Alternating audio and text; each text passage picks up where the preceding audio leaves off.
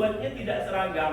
Begitu. Apalagi sekarang kurikulum merdeka. Saya lihat di rapor itu yang dimasukkan cuma 1 angka nilai rapor saja. Proses terhadap siswa yang kehadirannya tidak memenuhi itu, gitu. Dari mana angka-angka nilai itu hadir yang bisa menuntaskan mereka, gitu. Itu yang membuat saya agak bingung, gitu. Dari mana angka? Assalamualaikum warahmatullahi wabarakatuh. Yang terhormat Kepala Sekolah SMA Negeri Tidian Teras Haji Abdul Rahman Sayuti, yang saya hormati Bapak Ibu Wakil Kepala Sekolah SMA Negeri Tidian Teras Haji Abdul Rahman Sayuti, yang saya hormati Bapak Ibu Pamong atau guru SMA Negeri Tidian Teras Haji Abdul Rahman Sayuti yang senantiasa meluangkan waktunya pada siang hari ini untuk menyimak hasil diseminasi modul 1.4 dengan materi disiplin positif yang akan saya sampaikan selama 1 jam ke depan. Baik Bapak Ibu, mengingat waktu, langsung saja kita mulai dari perubahan paradigma. Apa itu perubahan paradigma? Kita lihat dari kegiatan berikut. Ada A dan B.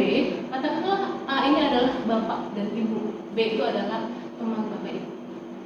Apabila nanti saya berikan Bapak Ibu satu kertas yang dimana di dalamnya terdapat tulisan Bapak Ibu yang berkaitan dengan benda berharga yang Bapak Ibu pernah punya atau memang yang sedang Bapak punya. Lalu Bapak Ibu tulis di situ dan letakkan di genggaman tangan Bapak Ibu. Kemudian teman Bapak Ibu atau si B tadi itu akan mencoba sekuat tenaga dengan berbagai cara untuk meminta Bapak Ibu membuka atau memberikan benda tersebut ya kepada Bapak Ibu dengan cara membujuk, mengancam, mungkin menghardik atau bahkan merayu, bisa juga menyuap Bapak Ibu untuk membuka kepalan tangan itu. Bagaimana respon Bapak Ibu itu tergantung dari Bapak Ibu. Bapak Ibu mau dengan rela membuka atau memberikan, atau Bapak Ibu masih menggenggam kuat tenaga kepala tangan Bapak Ibu untuk tidak memberikan secari kertas tadi ke teman Bapak Ibu. Itu semua akan terjadi melalui teori kontrol atau pilihan. Semua berada pada pilihan dari Bapak Ibu. Dari ilusi yang sudah disampaikan tadi merupakan perubahan paradigma melalui teori kontrol atau teori pilihan yang disebut juga dengan ilusi kontrol, yaitu ilusi guru mengontrol murid, ilusi bahwa kritik dan membuat orang merasa bersalah dapat menguatkan karakter, ilusi bahwa semua penguatan positif, efektif dan bermanfaat, ilusi bahwa orang dewasa memiliki hak untuk memaksa. Jadi perubahan itu tergantung dari diri kita masing-masing. Lanjut, berikut ada contoh atau perubahan paradigma berupa stimulus respon berkaitan dengan teori kontrol atau teori pilihan itu tadi. Kita ambil satu. Stimulus responnya, kita ambil satu saja dari yang ini. Perilaku buruk dilihat dari atau sebagai suatu kesalahan. Mungkin selama ini kita lihat bahwa anak itu berbuat salah. Namun di teori kontrol atau pilihan bahwa perilaku buruk dilihat sebagai suatu kesalahan itu tidak berlaku. Justru menurut teori kontrol atau pilihan, semua perilaku justru memiliki tujuan. Mungkin anak-anak yang memiliki kesalahan itu di mata kita ternyata mereka memiliki tujuan untuk melakukan itu berdasarkan teori kontrol. Masuk kita ke materi disiplin positif yang berkaitan dengan teori kontrol atau teori pilihan berdasarkan Dr. William Glasser. Yaitu yang pertama, Anda bisa mengontrol orang lain, hanya Anda yang bisa mengontrol diri Anda. Saya ulangi, maaf, Anda tidak bisa mengontrol orang lain, hanya Anda bisa mengontrol diri Anda. Seperti contoh yang tadi, bahwa genggaman tangan tadi bisa Anda buka atau Bapak Ibu buka, itu hanya karena kontrol diri Bapak Ibu sendiri. Jadi walaupun teman Ibu Bapak merayu, menghardik, mengancam, bahkan menyuap atau dengan cara yang lain, tidak akan bisa dibuka atau rela Bapak Ibu buka, itu berdasarkan kontrol diri Bapak Ibu sendiri. Maka kita tidak bisa mengontrol orang lain dengan cara apapun, yang bisa kita kontrol adalah diri kita sendiri. Lalu semua perilaku memiliki tujuan. Seperti saya katakan tadi, dulu orang menganggap anak ini bersalah, padahal menurut teori ini anak itu tidak bersalah, tapi mereka melakukannya Lalu ada model berpikir menang-menang, kolaborasi, konsensus, dan seterusnya. Kemudian makna disiplin. Jadi makna disiplin belajar kontrol diri dengan menggali potensi kita agar tercapai tujuan yang mulia, yaitu sesuatu menjadi seseorang yang kita inginkan berdasarkan nilai-nilai yang kita hargai. Terbagi menjadi dua, yaitu motivasi ekstrinsik dan motivasi intrinsik. Jadi perubahan itu ada dua motivasi, Bapak Ibu. Yang pertama ada orang yang berubah berdasarkan motivasi ekstrinsik. Ada orang yang berubah karena dari dasar dirinya sendiri atau motivasi intrinsik. Nah, yang paling bagus atau yang paling baik itu adalah motivasi intrinsik. Jadi perubahan terjadi karena dirinya sendiri. Lalu motivasi ekstrinsik itu dibagi menjadi dua, yaitu untuk menghindari hukuman, yang kedua mendapatkan imbalan. Ya, biasa kadang anak-anak, saya mau berubah biar nilai saya bagus karena ibu A akan memberikan saya hadiah, atau dia lihat temennya, oh karena si A itu dapat hadiah, besok saya mau berubah karena si A dapat hadiah. Itu masih motivasi ekstrinsik, itu masih di level di bawah, Bapak Ibu. Jadi yang harus kita lakukan adalah bagaimana anak itu berubah berdasarkan motivasinya sendiri atau motivasi intrinsik, yaitu mereka bisa menghargai dirinya sendiri karena perubahan itu, lalu mereka bisa menyajikan nilai-nilai yang secara universal atau kebajikan itu bisa disampaikan oleh teman-temannya. Lalu bagaimana cara menggunakan atau melakukan itu semua? Itu ada posisi kontrol. Untuk yang motivasi ekstrinsik yang saya katakan tadi, guru yang paling rendah adalah level penghukum. Jadi anak bersalah lalu dihukum. Kenapa? Karena ya bersalah, seperti yang selama ini kita lakukan. Kemudian membuat rasa bersalah. Anak biasanya dibilang, ya kamu tidak sekolah karena kamu gini-gini. Jadi anak di posisi merasa bersalah. Kemudian teman, pemantau, dan manajer. Dari kelima posisi kontrol ini, sebenarnya anak atau orang lain itu berubah karena motivasi dari luar, bukan karena motivasi dirinya sendiri. Lalu lanjut untuk menjadikan motivasi intrinsik itu lahir agar perubahan itu terjadi dengan cara segitiga restitusi.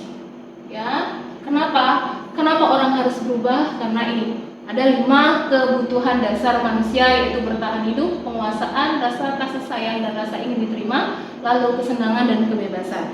Kita masuk bagaimana cara agar motivasi intrinsik ini lahir atau ada. Masuk ke segitiga restitusi, yaitu yang pertama menstabilkan identitas, 2 memvalidasi kebutuhan, 3 menanyakan keyakinan. Sebelum kita masuk ke segitiga restitusi, saya akan mendefinisikan dulu apa itu makna disiplin. Jadi berasal dari bahasa Latin, yaitu disiplina, yang artinya belajar.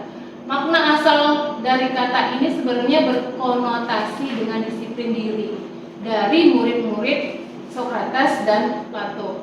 Jadi disiplin diri ini membuat bagaimana orang lain menggali potensinya untuk mencapai sebuah tujuan agar dia menghargai dirinya sendiri. Namun dalam budaya kita, makna disiplin ini telah berubah, Bapak Ibu, menjadi sesuatu yang dilakukan seseorang kepada orang lain untuk mendapatkan kepatuhan. Tapi justru kecenderungan itu adalah menghubungkan antara disiplin dengan ketidaknyamanan. Ternyata anak-anak yang selama ini kita anggap disiplin itu ternyata terpaksa karena rasa ketidaknyamanan itu bukan dengan apa yang dia lakukan sendiri, itu berdasarkan atas penghargaan dirinya sendiri untuk mencapai tujuan yang mulia. Nah, ini yang akan kita bahas pada siang hari ini. Selanjutnya, berikut kita lihatkan saja, ini adalah nilai-nilai kebajikan universal yang selama ini kita kenal dengan P5, profil pelajar Pancasila, yaitu beriman, bertakwa kepada Tuhan Yang Maha Esa, serta berakhlak mulia, kemudian mandiri, bernalar kritis, berkebinekaan global, gotong royong, dan kreatif. Nah, perilaku ini akan lahir apabila anak-anak sadar atas perubahannya, atau siswa sadar atas perubahannya itu berdasarkan keinginannya sendiri. Lanjut, kita masuk ke ini tadi sudah saya jelaskan, motivasi eksternal atau motivasi internal sudah. Kemudian merdeka, maka dari itu lahirlah kurikulum merdeka. Kenapa? Pada dasarnya orang yang disiplin positif lahir secara internal dari dirinya sendiri sebenarnya adalah orang-orang yang sudah merdeka pada dasarnya. Karena menurut Ki Hajar Dewantara, merdeka itu artinya tidak hanya terlepas dari perintah, ya, akan tetapi juga cakap membuat memerintahkan diri sendiri. Nah, jadi kenapa ada korelasi dengan kurikulum merdeka itu seperti itu, ya Bapak. Jadi Ki Hajar Dewantara berdasarkan pemikiran, konsepsinya, keteladanannya, sikap merdekanya itu sudah pernah kita baca mungkin selama ini. Lanjut. Nah, ini perbedaan antara dihukum oleh penghargaan. Jadi anak-anak itu biasanya mau takut karena dihukum, atau mau berubah karena takut dihukum, atau berubah karena ingin dapat penghargaan. Seperti yang saya katakan tadi. Lanjut, bentuk program kebajikan atau apresiasinya dalam memberikan apresiasi. Jadi boleh saja sebenarnya memberikan apresiasi, tapi bukan dalam bentuk hadiah. Jadi anak boleh diberikan pengakuan secara khusus atau secara pribadi. Bisa juga nanti boleh teman-temannya di dalam kelas itu memberikan apresiasi secara bergantian. Misalkan A, karena si B udah mendapatkan prestasi, coba si A kamu memberikan apresiasi untuk si A, dan seterusnya secara bergantian dan konsisten. Jadi apresiasi ini boleh juga dilakukan dan fokus untuk kegiatan-kegiatan berikutnya. Ini contoh kalimat-kalimat apresiasi yang bisa, atau kalimat apresiasi yang bisa kita berikan kepada siswa di kelas. Misal pembukanya, kemarin saya perhatikan, misalkan anaknya udah, Bapak Ibu sudah mulai rajin datang, jangan disindir Bapak Ibu. Misalkan Cie hari ini datangnya pagi, nah itu nanti besok mereka nggak mau datang pagi lagi. Jadi kita akan ubah itu dengan kalimat berikut. Misalkan kemarin A, Ibu perhatikan kamu udah datang lebih awal dan tepat waktu ya. Ibu sangat berterima kasih karena kamu sudah hadir, atau karena dia sudah memberikan kepeduliannya, atau dia ikut terlibat dalam kerja kelompok. Selama ini nggak pernah, atau selama ini dia nggak pernah ikut kerja kelompok.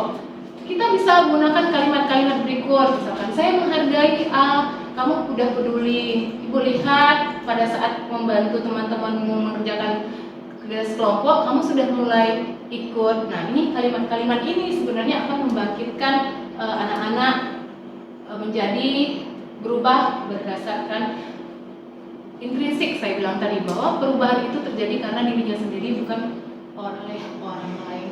Lalu perhatikan Bapak Ibu, berikut ada tindakan guru yang selama ini kita bingung. Ini termasuk hukuman yang saya bilang tadi adalah level yang paling bawah, ya, atau konsekuensi. Selama ini kita suka bingung kan, ini hukuman atau sanksi atau konsekuensi. Jadi saya jelaskan dulu bahwa hukuman itu biasanya tidak logis antara kesalahan anak. Nah, ini kalau kita balik ke teori kontrol tadi, bahwa anak itu tidak punya kesalahan ya Bu. Anak itu memiliki tujuan melakukannya. Kalau kita mau mengubah paradigma kita seperti yang sudah saya jelaskan tadi. Jadi level yang paling bawah itu ada menghukum, karena hukuman itu tidak logis dengan kesalahan atau perbuatan yang dilakukan anak. Misal, anak datang terlambat, kemudian disuruh lari 10 kali atau 10 keliling, ya, sering terjadi 10 keliling lapangan. Itu tidak logis antara perbuatan yang dia lakukan dengan hukuman yang diberikan. Yang itu tidak boleh, itu disebut dengan hukuman. Ya, tapi hukuman lari keliling 10 kali itu boleh dilakukan oleh guru olahraga apabila anak ini tidak hadir tepat waktu pada jam olahraga. Jadi logis, ketika itu diberikan oleh guru olahraga di jam olahraga bisa dikatakan konsekuensi. Sama dengan anak tidak sengaja menumpahkan air di meja, kemudian membasahi buku temannya, lalu gurunya memberikan hukuman apa, misalkan push up di depan, atau misalkan mengangkat satu kaki jewer telinga, itu hukuman karena tidak logis dengan kesalahan. Konsekuensinya seperti apa harus yang diberikan? Silahkan dia lap mejanya, lalu dia ganti buku temannya yang basah, atau dia keringkan buku temannya yang basah. Itu disebut dengan konsekuensi. Jadi hukuman itu sebenarnya tidak boleh berdasarkan teori kontrol yang saya ajukan, yang sudah saya jelaskan. Nah, ini contoh beberapa yang dimaksud dengan konsekuensi dan hukuman, seperti saya jelaskan tadi. Lalu ini adalah perbedaan hukuman dan konsekuensi. Jadi mulai sekarang kita harus menghindari hukuman, ya Bapak Ibu. Kalau bisa anak-anak diberikan konsekuensi, bukan hukuman. Lanjut, kita balik lagi ke apa itu restitusi atau segitiga restitusi, agar perubahan pada diri murid atau anak itu terjadi atas dasar keinginan atau kemauannya sendiri, ya, dengan cara menggunakan restitusi. Apa itu restitusi? Adalah proses menciptakan kondisi bagi murid untuk memperbaiki kesalahan mereka sendiri. Jadi mereka memperbaiki kesalahan atau mengubah kesalahan mereka itu bukan karena kita, sehingga mereka bisa kembali pada kelompok mereka dengan karakter yang jauh lebih kuat, jauh lebih baik. Ya, ada anak yang sudah dihukum malah minder, ada yang merasa dirinya takut, besok nanti dihukum lagi sama ibu ini, jangan-jangan besok 100 kali lagi, seperti itu. Malah menimbulkan apa kata anak zaman sekarang ini, kena mental, ya Bapak Ibu. Jadi mereka bukan berubah menjadi lebih baik, justru mentalnya menjadi lemah karena hukuman. Kemudian restitusi juga merupakan proses kolaboratif yang mengajarkan murid untuk mencari solusi untuk masalah mereka sendiri dan membantu murid itu berpikir tentang seperti apa mereka inginkan menjadi tujuan yang mulia dan bagaimana mereka harus memperlakukan orang lain. Ini identitas kegagalannya sudah saya jelaskan tadi. Berikut ciri-ciri restitusi. Ada 9, bukan untuk menebus kesalahan, memperbaiki hubungan, kemudian tawaran bukan paksaan. Jadi anak-anak akan kita tawarkan, kamu maunya seperti apa, konsekuensi seperti apa yang harus diberikan. Bukan ujuk-ujuk mereka salah lalu kita berikan hukuman, tidak seperti itu. Kemudian restitusi menuntut untuk melihat ke dalam diri mereka, kemudian kita mencari apa tujuan mereka melakukan itu. Ya kan, kadang anak datang terlambat bukan atas dasar kesalahan mereka. Misal mereka menaruh atau meletakkan pakaian sebagaimana mestinya di asrama. Karena notabene kita sekolah berasrama. Ternyata ada temannya yang jahil menggunakan celananya, sehingga dia nggak bisa pergi ke sekolah karena celananya hilang digunakan oleh temannya. Dia cari-cari dulu celana, seperti itu kan. Tahu-tahu karena dia datang terlambat kita hukum, padahal kita nggak tahu alasan dia berbuat itu. Makanya di teori pilihan atau teori kontrol ini kita diajak untuk menyelami mengapa anak berbuat kesalahan. Ya, pasti ada tujuan. Dia juga nggak mungkin datang ke sekolah dengan celana pendek atau dia datang ke sekolah dengan celana yang warna yang berbeda. Itu juga tidak mungkin. Ya. Lalu restitusi diri adalah cara yang paling baik. Kemudian restitusi fokus pada karakter bukan tindakan. Restitusi juga fokus pada solusi. Nah, ini yang paling penting sekali. Kemudian restitusi mengembalikan murid yang salah kembali kepada kelompoknya. Jadi bukan murid yang salah mentalnya menjadi down, kemudian dia merasa dirinya salah terus-terusan lalu keluar dari kelompoknya, merasa tidak dihargai oleh gurunya atau tidak diterima oleh temannya. Ini yang harus kita hindari sekarang. Lanjut kita ke keyakinan kelas. Jadi restitusi bisa dikombinasikan dengan keyakinan kelas. Mengapa tidak bikin peraturan saja? Mengapa harus keyakinan kelas? Nah, selama ini dilarang buang sampah, dilarang datang terlambat dan seterusnya, ya. Kenapa harus membuat keyakinan kelas? Pertanyaan pertama, mengapa kita memiliki peraturan harus menggunakan helm bila mengendarai kendaraan roda 2? Kemudian mengapa kita memiliki peraturan 3M, menggunakan masker, mencuci tangan, dan menjaga jarak 1,5 meter. Kemudian mengapa kita memiliki peraturan harus datang tepat waktu dan pada saat mengikuti pelatihan dan lainnya. Nah, untuk mendukung motivasi intrinsik, memang Bapak Ibu, kadang kita harus ada aturan. Sama dengan pertanyaan yang pertama. Dulu orang menggunakan helm karena takut polisi. Kalau tidak pakai helm, nanti ada polisi, kemudian ditilang. Sekarang rata-rata Bapak Ibu silakan lihat di jalan itu hampir seluruh orang tidak lepas dari helm. Kenapa? Akhirnya secara motivasi intrinsik orang-orang menggunakan helm karena ingin selama.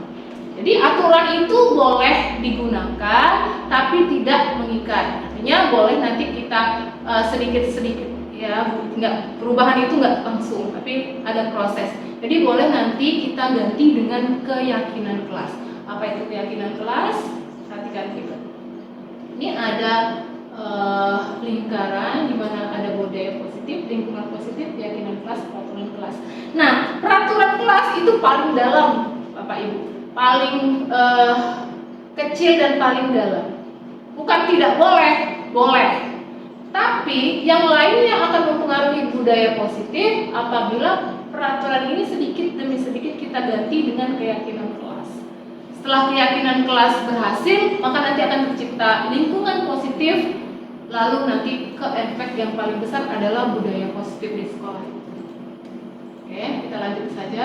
Ini contoh beberapa keyakinan kelas. Kalau dulu istilahnya kesepakatan kelas, untuk tahun ini sudah diganti dengan keyakinan kelas. Perhatikan Bapak Ibu, mana kira-kira yang aturan dan mana kira-kira yang kesepakatan atau keyakinan kelas. Bu Rosemary, yang putih atau yang hijau? Ya, mana yang peraturan dan mana yang kesepakatan atau keyakinan kelas? Tidak apa-apa, jawab aja Bu, mana saya belum. Mana ini kesepakatan? Dan yang ini? Keyakinan. Dan murid yang satunya. Iya, ya betul ya. Benar sekali Bu Rosemary. Jadi ini aturan, ini tata tertib, ya. Datang tepat waktu dan mengucapkan salam. Oh, anak melakukan itu atas dasar apa? Atas dasar aturan. Tapi kalau yang di sana, kami dan guru atau kami dan murid saling menyayangi, atau iya, karena mereka yakin bahwa gurunya menyayangi. Maka karena gurunya sayang sama dia akan datang tepat waktu. Seterusnya, berikutnya menjaga kebersihan, ini aturan ini, ya. Nanti di sini kita bikin keyakinan. Saya yakin sekolah yang bersih itu membuat kami sehat.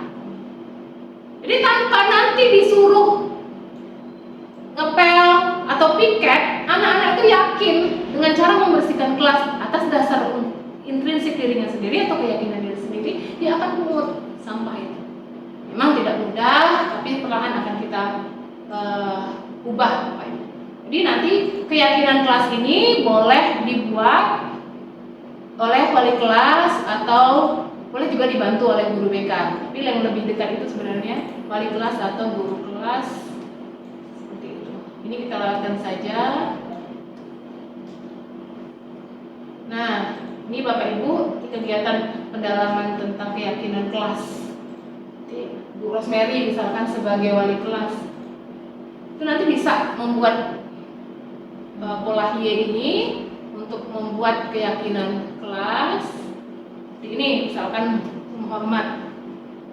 memberikan hormat, tampak seperti, datang tepat waktu, ya, tidak tampak seperti, sering hadir terlambat. Nanti ini diteruskan dulu, nanti lanjut kita buat kesepakatan dengan anak. Ini boleh diketik atau ditulis tangan kemudian dibagikan ke mereka. Ini adalah contoh peraturan dan keyakinan kelas. Kalau mau nanti Bu Rosemary mau buat keyakinan kelas. Kalau peraturan selalu kembalikan buku ke tempatnya, itu peraturan. Ya, sementara keyakinan kelas yang mana? Tanggung jawab. Kalau mereka yakin bahwa mereka bertanggung jawab, maka jangankan buku Bu Rosemary, sepatu mereka akan balik ke tempatnya dan yang lain-lain juga. Kursi, meja, itu dengan sendiri mereka akan membalikan kepada Tuhan. Kenapa? Karena mereka yakin di awal pembelajaran mereka sudah merasa kalau mereka itu adalah murid yang bertanggung jawab. Tapi diyakinkan dulu Bu Rosemary, kita harus tanggung jawab ya, dan seterusnya. Kemudian hadir di sekolah 15 menit sebelum pembelajaran dimulai. Ini peraturan. Tapi kalau keyakinan kelas seperti apa? Menghormati orang lain atau berkomitmen. Kalau dia meyakini kalau dia atau anak-anak menghormati orang lain, gurunya pasti akan bakal datang sebelum 15 menit. Karena saya harus menghormati guru saya harus datang 15 menit. Ya, nanti ini aturan udah nggak ada lagi Bu kalau mereka udah yakin dengan diri sendiri. Dan seterusnya. Kebutuhan dasar manusia tadi sudah saya bilang. Kenapa sih anak-anak itu berperilaku kan? Misal Bu Rosemary atau Bapak Ibu yang lain ketemu sama anak yang sering tidur di kelas. Kita nggak tahu kenapa dia tidur di kelas. Oh, karena ada kebutuhan dasar yang belum dia cukupi. Apa misalnya? Kesenangan. Iya enggak Bapak Ibu? Khususnya di guru SMA Titian Teras. Anak Titian Teras ini rasa kesenangannya ini yang kurang. Nah, kita harus sadari sama-sama bahwa kesenangan itu adalah kebutuhan dasar manusia. Ya enggak? Rasa ingin disayangi, rasa ingin menguasai. Makanya kalau misalkan mereka itu marah, senior marah dengan adik, nggak apa-apa, karena itu kebutuhan dasar mereka. Cuma kita harus tahu dulu tujuan mereka itu apa. Gitu. Kemudian untuk bertahan hidup seperti makan, minum. Coba Bapak Ibu, kebutuhan dasarnya tidak terpenuhi, tidak makan saja misalkan dari pagi. Saya yakin jam 1 ngajar sudah ngamuk-ngamuk, saya yakin jam 1 ngajar udah marah. Ya kan? Kenapa? Karena kebutuhan dasar kita sebagai manusia, nggak usah ngomongin murid, kita sendiri sebagai guru itu belum terpenuhi. Jadi jangan marah sama anak kalau kita tidak tahu latar belakangnya apa, tujuannya apa. Makanya di awal saya sudah jelaskan bahwa teori pilihan atau teori kontrol ini bukan mencari kesalahan, tapi mencari kenapa anak berperilaku itu pasti ada tujuan. Ya, berikut kebebasan dan ingin menerima rasa kasih sayang. Berikutnya ini 5 posisi kontrol. Seperti yang saya katakan tadi, penghukum itu adalah level yang paling rendah. Boleh menghukum, ya, tapi tidak akan pernah mengubah anak berperilaku baik berdasarkan keinginan dia sendiri. Begitu juga pembuat rasa bersalah. Misalkan Bu Rosemary bilang sama anaknya, kamu tadi tidak ujiannya, ibu kecewa dengan kamu. Nah, itu membuat rasa bersalah. Itu juga tidak akan mengubah anak berperilaku baik berdasarkan keinginannya sendiri. Menjadi teman juga nggak bisa, ya. Selama ini Bapak Ibu bilang kalau kita jadi teman, biasanya anak-anak itu jadi lebih gampang berubah, misalnya karena kita dekat. Tidak juga seperti itu. Mungkin dia berubah, tapi berubahnya dia itu bukan karena dirinya sendiri, melainkan karena kita. Ya, nanti kalau kitanya nggak ada atau kitanya beda, nggak jadi wali kelasnya lagi, dia akan berperilaku kembali lagi seperti perilaku yang awal atau perilaku yang tidak baik tadi. Jadi teman juga tidak merupakan posisi yang baik untuk mengubah seseorang atau mengubah anak. Kemudian pemantau, seperti kita suka mencatat si A perilakunya apa, kemudian kita pantau. Sudah sampai di situ juga tidak akan mengubah dirinya berdasarkan keinginannya sendiri. Lantas di bagian mana yang bisa mengubah anak itu berdasarkan keinginan atau secara intrinsik, yaitu sebagai posisi manajer, di mana nanti kita mencari dulu dengan cara segitiga restitusi tadi, kita menggali, mengidentifikasi dulu kesalahannya, lalu kita memberikan pertanyaan-pertanyaan yang bisa menguatkan mereka. Akhirnya mereka akan mengakui kesalahan mereka sendiri, dan mereka sendiri yang akan menentukan konsekuensi yang tepat untuk mereka sendiri. Hanya saya bilang tadi, posisi manajer dan menggunakan segitiga restitusi merupakan pola perubahan atau paradigma perubahan yang paling baik. Ini segitiga restitusi yang sudah saya katakan tadi. Silakan nanti stabilkan dulu identitas. Kenapa kamu bersalah? Kenapa itu terjadi dan seterusnya. Lalu bagaimana kamu harus menyelesaikan, kemudian nilai-nilai apa yang kamu dapatkan kalau kamu melakukan ini terus. Kita gali dan kita berikan pertanyaan sehingga mereka menyesali perbuatan mereka sendiri dan menyadari perbuatan mereka sendiri. Akhirnya mereka sendiri yang menentukan konsekuensinya. Baik Bu, kalau begitu saya akan datang ke teman saya dan meminta maaf kalau misalkan dia salah dengan temannya. Demikian saya rasa Bapak Ibu, ini sudah saya sampaikan tadi. Ada pertanyaan seperti di sini.